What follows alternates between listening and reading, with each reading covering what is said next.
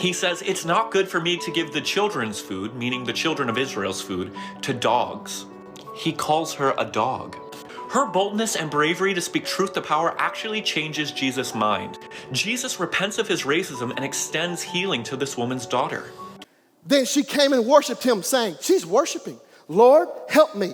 But he answered and said, it is not meet to take the children's bread and cast it to dogs. This is the words of Jesus.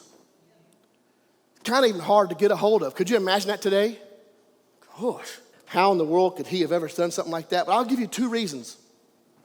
Two reasons the Lord showed me of why he spoke like this. Number one, he's with his disciples, and he's speaking the language of the house of Israel. Let me help you out. What that means is, unlike today, as our society has successfully taught us to be divided by the color of our skin, even though we're all the same human race. Back then, people were divided not so much by skin color, but by tribes. It didn't matter what color you were, it was the tribe you were in. And because of the tribe you're in, that means other people were not as good as your tribe. Your tribe was the tribe. King David had this same statement when he was in war in the book of Psalms. He says, the dogs have surrounded me. He's talking about the enemy armies coming against his life, and he's calling them dogs. The Egyptians had the same thing. The Egyptians were greater than everybody else. They were nothing more than trash to everybody else. They were their slaves.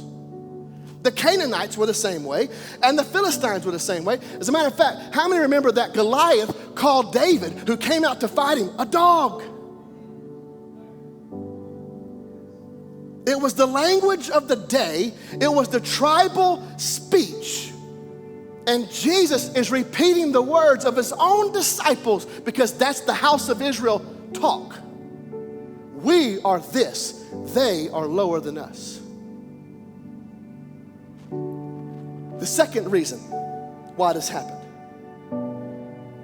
The Canaanites had an occult that believed in the worship of dogs.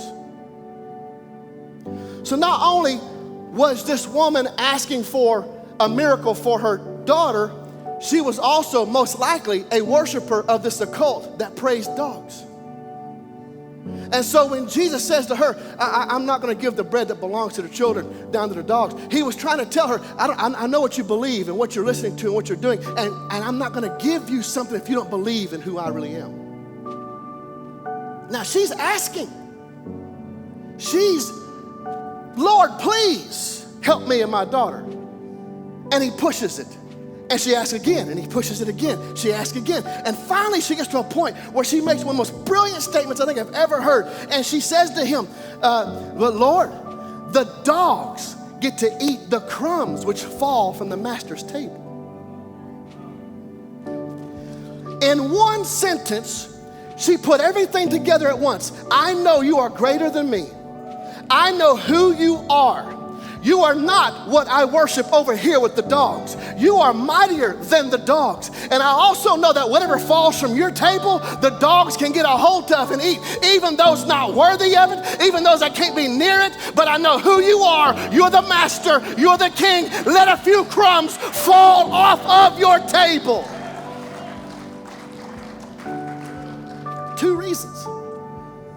Jesus made the statement to her, oh woman, great is your faith. Be it done even as you wilt.